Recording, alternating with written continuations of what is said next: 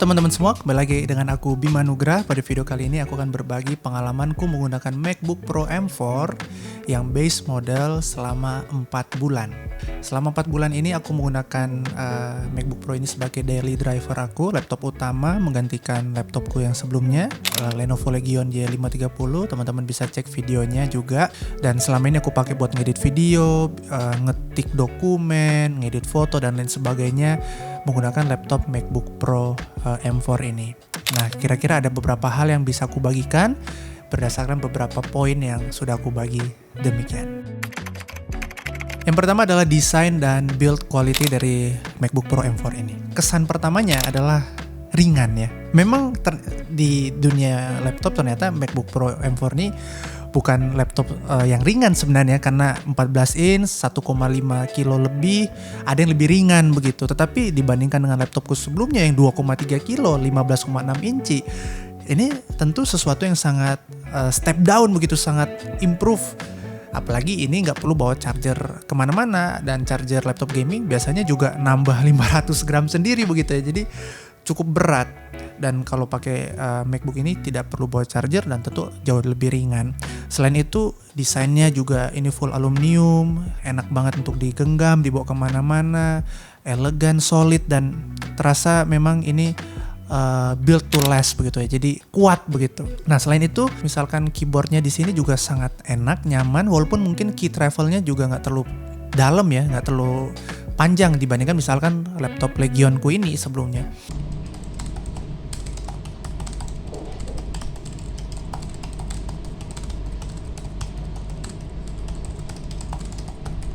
Tetapi enak begitu. Mungkin beberapa reviewer atau orang lain bisa bilang ini jadi kelemahan, tapi menurutku enak begitu ya. Feel-nya dapet, satisfying begitulah. Dan juga mengenai trackpad-nya yang merupakan trackpad berbasis haptic. Jadi tidak ada tombol mekanik di dalam trackpad itu.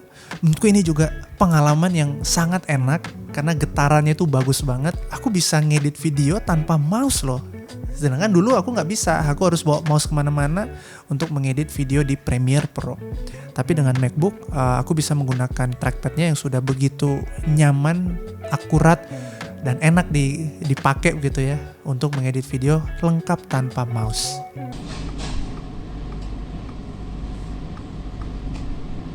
Dan karena dimensinya ini 14,2 inci ya, ini bisa masuk ke tas juga dengan mudah. Selain tadi juga aku bilang ringan, tapi aku tetap sarankan pakai sleeve khusus supaya bisa lebih aman lagi.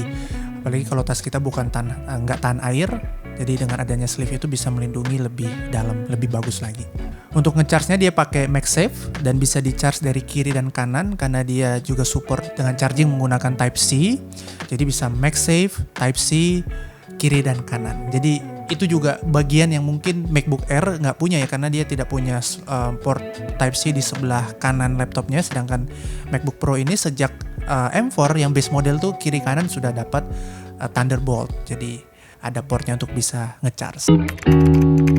Nah, berbicara tentang performa, teman-teman, aku jujur sangat kaget ya dengan performa Apple M4 ini. Tentu sekarang udah keluar yang Apple M5 dan sepertinya juga jauh lebih bagus, tapi mungkin update-nya sifatnya masih incremental ya, atau masih minor, nggak terlalu signifikan begitu. Dan menurutku M4 ini malah jadi deal yang lebih menarik ya, karena harganya pasti akan turun. Dan ketika aku pakai base model ini yang CPU dan 10 core GPU, ini bisa melibas semua video editing, semua tugas-tugas yang aku kerjakan di sini dengan mudah. Aku biasa menggunakan ini, kamera GoPro, direkam dengan 4K 30 fps dengan bitrate high. Ini bisa jalan di sini preview full di Premiere Pro dengan lancar, tanpa adanya lag, nambahin layer, nambahin efek, transisi dan lain sebagainya, aman semua. Apple MacBook ini mencapai atau mendapat performa itu tanpa dicolok, tanpa perlu bawa charger. Jadi bisa dibilang aku bisa ngedit video 4K dimanapun tanpa harus terhubung dengan charger. Dan itu yang tidak aku dapat di laptop lamaku begitu. Dan ini menjadi apa ya, salah satu poin yang sangat-sangat bagus selama aku menggunakan MacBook ini. Mungkin selama aku edit, ya pernah lah satu kali agak nge-lag, tapi setelah itu selesai, tapi 1 dibandingkan 10 mungkin. Jadi kemungkinannya kecil banget dan sedikit banget muncul seperti itu. Nah, apalagi yang base model ini juga sudah RAM-nya 16GB, storage-nya 512. Nah, tapi bicara performa, laptop ini benar-benar bagus, enak banget. Premiere Pro, Lightroom, Photoshop semua aman di sini. Bagian yang selanjutnya adalah bagian layar dan audio, teman-teman. Ini juga bagian dari user experience ya ketika menggunakan sebuah laptop, dan menurutku layar mini LED dari MacBook Pro ini luar biasa cakep ya.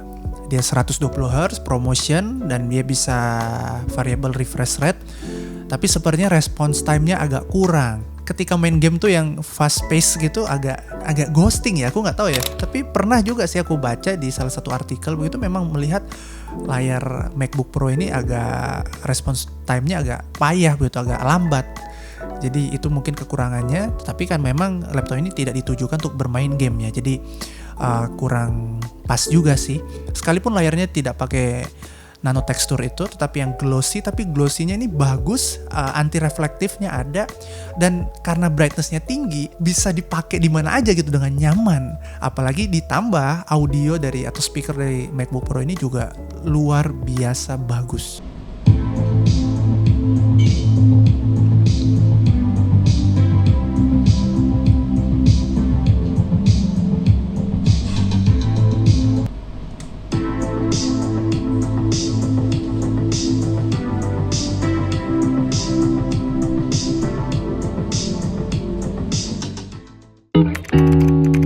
Lalu bicara tentang baterai dan macOS-nya sendiri, aku sebagai pengguna Windows setia sejak lahir aku pakai Windows, aku merasa macOS ini, yang pertama macOS-nya sebenarnya bisa sih dipelajari dengan cukup cepat ya.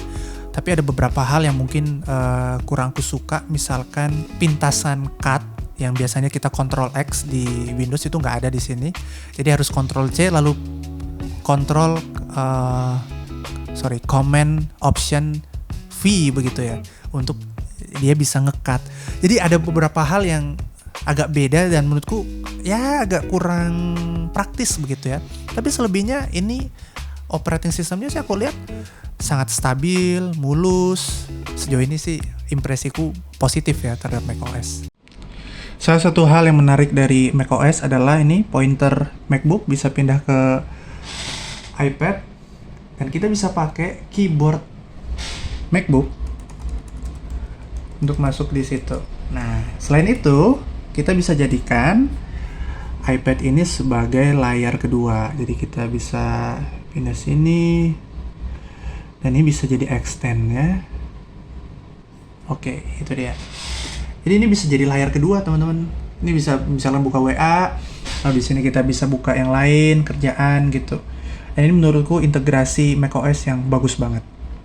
Nah, bicara tentang baterai, laptop ini juga luar biasa tahan. Jadi biasanya aku 1 hari pasti bisa selesai dengan 1 kali charge. Bahkan kalau pakainya ringan itu bisa 2 hari. Jadi anggap MacBook ini seperti HP sebenarnya, mirip HP. Dia dibuka cepet ya, dari slip ke nyala tuh bisa langsung seperti HP. Dan memang prosesornya kan udah ganti arsitektur ARM ya. Memang yang dipakai juga di prosesor smartphone. Jadi memang daya tahan baterainya, efisiensinya sangat bagus. Tetapi menariknya tidak mengorbankan performa seperti yang aku jelaskan di bagian sebelumnya. Aku tenang gitu bawa laptop ini tanpa charger. Dan aku bisa kerja di mana aja tanpa takut kehabisan baterai atau kehilangan performa karena running di baterainya itu sendiri tanpa dicolok. Oke, kesimpulan, jadi laptop ini menurutku sangat bagus tapi tidak tanpa kekurangan ya. Misalkan kekurangannya tentu harganya menurutku mahal banget. Sebenarnya nggak mahal banget ya dibandingkan yang lain, tapi sebenarnya storage-nya itu yang terlalu kecil sebenarnya di harga segini. Yang kedua, dia nggak bisa gaming, dalam artian ada game, tapi misalkan dengan controller Gamester nih, dia kedetek tapi tidak terdetek sebagai controller Xbox begitu. Jadi settingannya tuh agak susah. aku nggak bisa jelasin gimana, tapi nggak enak lah dibandingkan dengan Windows. Aku tinggal angkat itu, main, selesai. Tapi MacBook ini banyak banget yang perlu disetting, kadang nggak ke connect dan lain sebagainya, kadang mappingnya beda begitu ya. Jadi menurutku mungkin dia lebih cocok langsung dengan yang generic ya, misalkan Xbox controller yang benar-benar dari Microsoft dan DualSense dari Sony. Tapi yang third party seperti ini sebenarnya kurang cocok begitu. Nah, bagi aku yang dulu suka main game, ya memang itu salah satu kompromi yang harus aku lakukan ketika pakai MacBook sih.